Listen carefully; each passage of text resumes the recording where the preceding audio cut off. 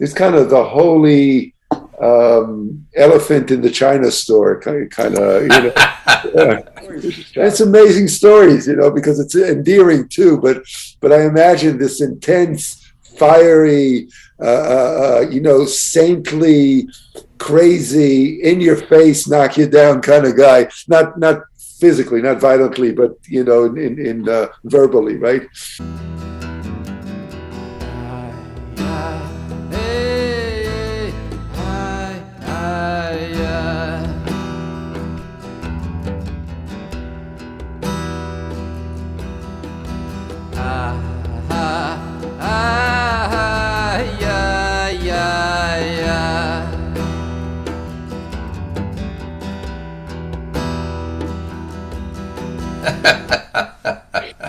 Okay, well, good morning, everybody. We are live, Parshat Chassidut, Parshat Vayishlah, and we're going to jump right in. I'm going to share the screen for a few minutes. I'm going to go through the Pesukim that we're going to relate to, that Kedushat Levi is going to relate to, in fact. Then, Rebelli, you're going to give us a little sort of broad context of the Parsha.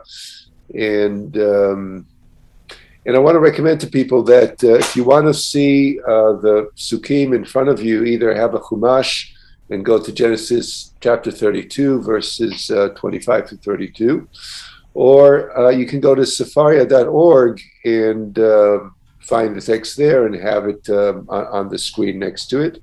And here we go. Verse 25, Vayivater Yaakov levado, Vayeavek ish imo ad alot hashachar. Jacob was left alone, and a man wrestled with him until the break of dawn. Next verse, Vayar ki lo yachol lo. When he saw that he had not prevailed against him, Vayiga bechaf yerecho, Vatekach kaf yerech Yaakov be'avko imo. He wrenched Jacob's hip at its socket. He basically dislocated it so that the socket of his hip was strained as he wrestled with him. And then we're going to jump to verse 29 and then to verse 22. So that 29 is, Vayomer lo Yaakov yamer ot shimcha. And the man or the angel says to him, your name shall no longer be Jacob. Ki im Israel, ki sarita im Elohim v'im anashim batuchal. But Israel is going to be your name, for you have wrestled with God and men and have prevailed. And the last verse that Kedushat Levi is going to refer to is verse 32, Vayizrach lo hashemesh, kasher avar et Penuel v'utzole al Yerecho. The sun rose upon him as he passed Penuel, limping on his hip. Hi, everybody. Okay, let's just put the Parsha into context. Let's keep up with the narrative and see where we are. So, we know that Yaakov Avinu, Jacob, has spent many, many years outside of Eretz Yisrael, in the land of Haran, in the Iraq, Turkey area, raising a family, working hard for his deceitful father-in-law, Lavan. But now, upon the birth of 11th of the 12 tribes, Joseph, Jacob decides that it is the right time to return home to the land of Israel. So he picks up his family with all the animals. He had become very wealthy and very successful in business. He picked up his whole entourage, and he decided to start to make the trip back to Israel. The problem, of course, is that he still had a brother back home who he hadn't had contact with for decades, and now he was heading back. So when he is left alone comes the famous incident where he meets a man who our sages teach us was actually Sar Edom, the guardian angel of his brother and the spiritual entity that the brother Esav represents. And they get into a wrestling match. a life and death wrestling match. The wrestling match is so intense that the dust kicked up all the way to the sky. And as we're going to see, we know eventually that Jacob will win the wrestling match. It has a very important connotations for the struggle between the forces of the Jewish people and those who are in opposition to the Jewish people throughout history to this very day. Right. And Jacob, although he wins, is wounded, as we'll see in a moment. He is wounded in a specific place. And he asks the angel to give him a blessing. He asks the angel for his name. All kinds of unusual, mysterious conversation going on here. The angel says he has to pray to God. And eventually, when the dawn comes up, the angel is let go back to heaven.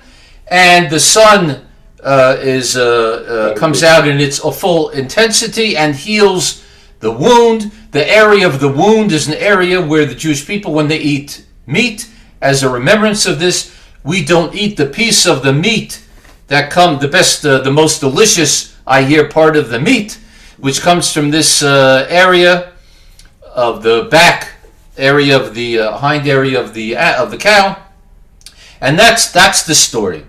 But of course, there is a very, very deep and hidden meaning with lessons for us to learn from this. Rabbi Levi Yitzchak of Berdichev. There's a lot of great stories about him, but we don't have time to get into that. But let me share the screen, and indeed we'll jump into the commentary here by the Kedushat Levi. And so again, for those of you who want to, I'm going to share the screen for a moment. And this is in Sefaria, and you can see the path to find this commentary. It's Hasidut. You go to Kedushat Levi, and then you go to Vayishlah, and it's commentary number 6. So, and here we go. Kedushat Levi says the following: Vayar ki lo yachol lo vayikaf b'chaf raglo. This is the verse, a quote from the verse that Kedushat Levi is going to focus on, which is verse 26 in the Parsha, chapter 32. So, Ainyan kemo sheyesh gimel olamot, and he says we can understand this through looking at the teaching of the sages in the Kabbalah, that there are 3 worlds, and it's Olam HaSrafim, Olam HaGalgalim, ve'Olam HaTachton. So the 3 words are the world of the Seraphim, the world of the Galgalim, and and the lower world. So these are 3 angelic worlds. The Seraphim are the angels that are the fiery angels, and the Galgalim are the angels of the zodiac. You know, this is relating to the stars in the heaven and their movements and the constellations. Olam HaTachton are the angels of this world. And he says, Ken yesh ba'adam harosh. So he's going to compare that to 3 levels in a human being. So he says, the human being has a head. Hu neged olam hasrafim, and this is parallels the world of the seraphim, of the fiery angels. Shel yado masiga boreh baruch hu. So through the head, a person conceives of the Creator, blessed be. V'halev hu neged olam hagalgalim, and the heart in a person parallels the world of the constellations. V'chen katuv b'Sefer Yetzirah, and he's bringing a proof text from the Sefer Yetzirah. Actually, this is a very early Kabbalistic source, and it says there, Lev v'nefesh galgal b'shana, the heart and the spirit are the constellations in time, or the zodiac constellations in the realm of time. שבבינת הלב יכול להשיג הבורא ברוך הוא. Through the wisdom of the heart, one can also conceive of the Creator, blessed be. Why? He continues to explain. Mechamat tnuat hagalgalim, because of the movement of the constellations. And I'm imagining, if I can, if I can put words into the Berditchev's mouth, that there's something about astrology when we're watching the constellations. There's a certain awe, and we can see the Creator through that, that order of, there's something awful, or not awful, but filled with awe when we're looking at the constellations. So it's, there's something that engages our heart, our intuition. So this is certainly, now notice that he's talking of that as a lower, in the hierarchy, as a lower level of spirituality. And then he continues, and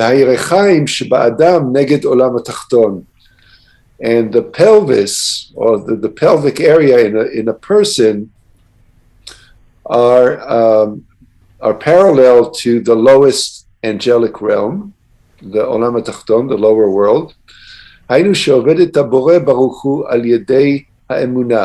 That means that at that level, a person is serving the Creator through faith. And I would say here that he's talking about simple faith, or it's not faith, it's belief. And I think what he means here is actually blind faith or blind belief. Why? Because this is connected to the legs and milashon hergel. So the legs in the body, the word legs, which is raglaim, is connected semantically, the same root, regel, to the root of the word hergel, which means habit.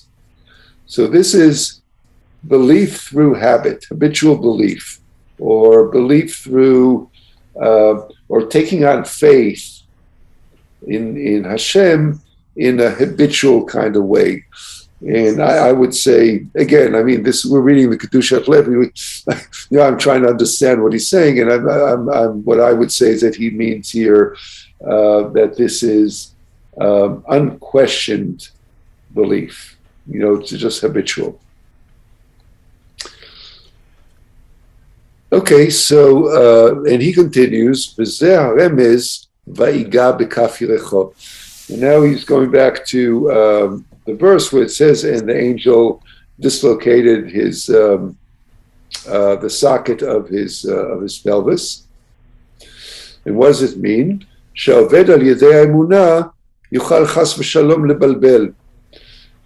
the person who serves God through at that level of the pelvis can, God forbid, be confused. That's interesting. That the dislocation of the pelvis is representing the kind of confusion that one can fall into when one's belief is habitual, which is it's so daring. I just want to say, I'm listening to Shet Levi here, and he's really. I think he's really kind of stretching. He's really going to a place that's not, it's a little tricky, because he's criticizing a certain level of lower level belief. And he's saying one can go into confusion, one can go into wrong faith or wrong belief. And this is what it means in the later verse, I think it's verse 32, that the sun has risen. That Yaakov now is starting to serve the Creator through the mind, through the higher level, the level of head, of mind. בשכל. ולזה שעובד בשכל אינו יכול לבלבל אותו. And a person whose faith comes from the level of mind or mindfulness, you could say, from the level of head, the higher level, that person cannot be confused. That person's faith or belief cannot be corrupted. Right? You cannot dislocate the head or the inside of the head. You cannot dislocate that level of mind, of mindfulness. And so we're going to wrap this up and open it up for discussion in a moment. וזהו הרמז, ויאמר לו יעקב. ויאמר לו יעקב. And this is what it's meant when the verse says at the end, an angel said to him, not Jacob, your name is not going to be Jacob, Yaakov. כי יעקב מורה על עבודה התחתונה. The name Yaakov represents the lower level of service. How? He breaks it to Yud Akev. The word Yaakov is the letter Yud and Akev. So he's saying Akev Akev means heel. So that's the lowest level of the human body, representing the lowest level of service to God. And he continues, כי יעקב מורה על עבודה התחתונה. This is representing the lowest level of faith. כי אם ישראל, your name now is going to be Israel, שמורה על עבודה עליונה, which represents the highest level of service to God. Why? He breaks the word Israel into two, li, rosh. Literally, if you scramble the letters of the word Israel, you get the word rosh, which means head, li, which means I have. I have head, I have mindfulness. And that is the Kedushat Levi. What we have here is an unbelievable description of a very big debate among the early Hasidic masters. And it's very interesting that it's specifically the Berditchever that is getting into this. He was also a student of the Maggid, the second generation leader of the followers of the Holy Baal Shem Tov. And he was very friendly with the Baal HaTanya. And what we're getting into here is incredible. Because at this time, there were Hasidim that their philosophy was to use the mind, to use the intellect, to see how deeply we can understand God and godliness in an intellectual way, using the seichel. And they were the school of Chabad.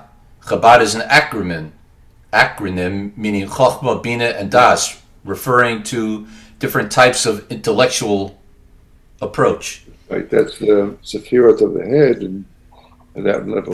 The Rosh, as we say here. Then there were Hasidim who were sticking to the original plan of Chagas, which is the using the emotions. The Berditchever refers to that as the heart. That's right. The chesed to just through emotional attachment to God, getting very excited about God and godliness and spiritual things. And that was the singing and the dancing and the dancing, not stressing the intellectual attachment as much as the emotional attachment. They thought that was the key to the preservation and the growth of the Jewish people at that time. Understand that this is a time when the forces of when the spiritual forces of secularism, the Enlightenment, secular humanism, this is all happening at this time. And many Jewish people at that time were being schlepped away, either intellectually or emotionally. Just put this in a little bit of context. At that time, that was the rational, that was the Renaissance and of the sciences, and what was taking over was a very rationalistic approach in the culture outside of Judaism. So people were being either going away into like a rational, no feeling, no God, no, only science. So that was also another influence, as much as, which kind of took emotion away, which kind of like suppressing emotion. Those were very European kind of emotional suppression. And the Hasidim were all devotion. It's like let's not lose the feeling here. So I just want to put that in, throw that piece in as well. That's right. That's exactly right.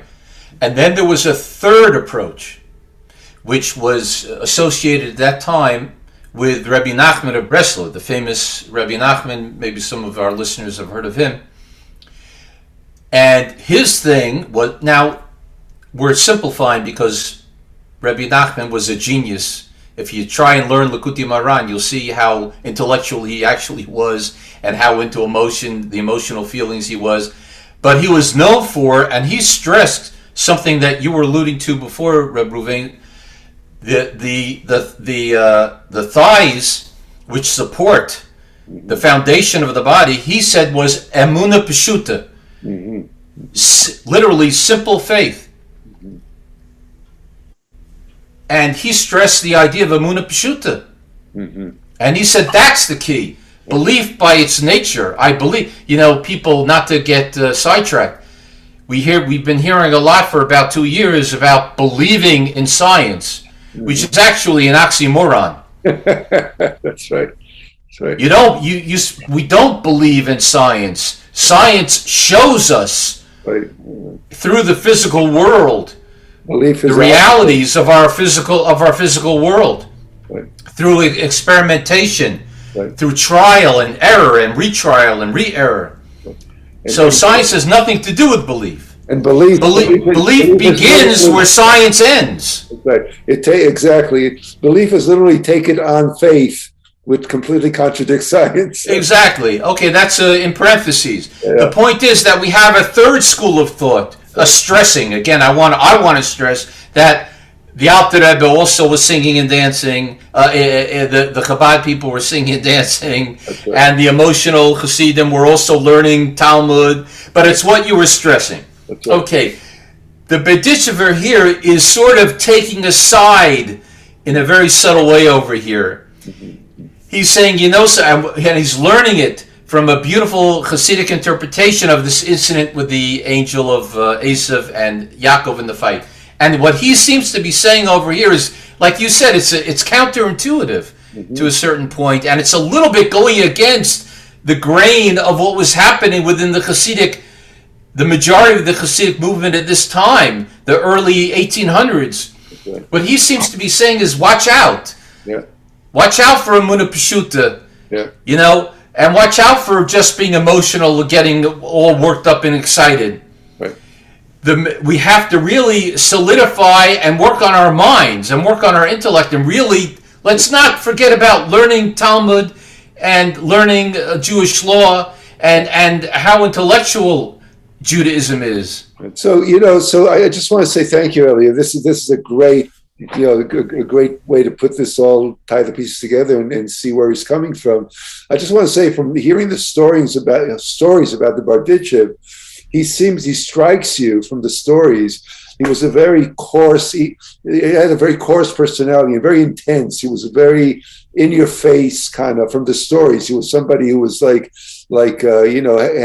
very poor emotion, impulse control, and, said whatever he wanted to say in the moment, and holy things, but still very intensely, very, you could say socially, poor social skills. He didn't know when to not say, when to say what, and those are the stories, right? So it was the holy, it's kind of the holy elephant in the China store, kind of shop, according to the stories. And it's amazing stories, because it's endearing too. But I imagine this intense, fiery, saintly, crazy, in your face, knock you down kind of guy. Not physically, not violently, but in verbally, right? And he was also an intense Talmudist. I mean, the stories are that he just was studying Talmud all the time, and but the kind of impression of his personality, you wouldn't think that he was such a focus on the mind. And here he comes out with this teaching where he says, you can be, as much of a brute, as much of a simple person as you want, but really to be fully spiritually connected to Hashem, you really have to have I mean, I love the metaphor of the rising sun. That means to me, it's this clarity of mind. Well, the sun means this kind of enlightenment. I mean, what are they? Even speaking about of science and the scientific kind of proliferation of the Renaissance in Europe of the late Middle Ages. It's called enlightenment. So enlightenment means like a sun rising. There's a light. There's something that has to do with the seichel, and not in a limited intellectual way, but in a way that expands one's perception. There's got to be an understanding. There's got to be a sophistication of mind in order to connect to Hashem, no matter what you're doing at the lower levels. And I think that's his, surprisingly from him, this. Right. I mean, it's kind of like when you hear it from him, you get it's real. That's what I'm saying. Right. It's amazing that he's saying, watch out, because don't think that jumping up and down and dancing and singing is gonna help you alone. You have to sit down and learn and know your stuff, because these people had ideas that were very stimulating and very exciting. Yeah. Even to this day, you read the books. Their ideas were new. Right. What was coming out of Europe at that time. That's things that hadn't been brought out in the history of humanity. Mm-hmm. And you're not going to just get by being, Tevye the milkman, saying to life l'chaim, isn't going to. You have to have the tools. You need all the tools in your tool chest. Baal Shem Tov loved the simple faith people. This is not a rejection of simple faith. I say in closing, what my tefillah, my wish and prayer for us and for everybody, is that we really have that integration, that the ability to not get stuck in one of those levels, but really have the full integration and be able to stretch. If I'm somebody who tends more towards the simple, habitual, I want to be able to stretch out into the more questioning and more, intellectual, vice versa. For those who are stuck in intellect, too much sunshine, don't get burned. Go dance a little bit and go be, find some simplicity. On that note, thank you everybody for being here. For those of you watching us on YouTube, please click like if you like this, obviously. Click don't like if you didn't like it. And, they don't let you do that anymore, I don't think. Do they? Oh, well, that's good then. We're safe. I don't know. Exactly. And do subscribe to the channel. It means much to us and doesn't cost you a dime.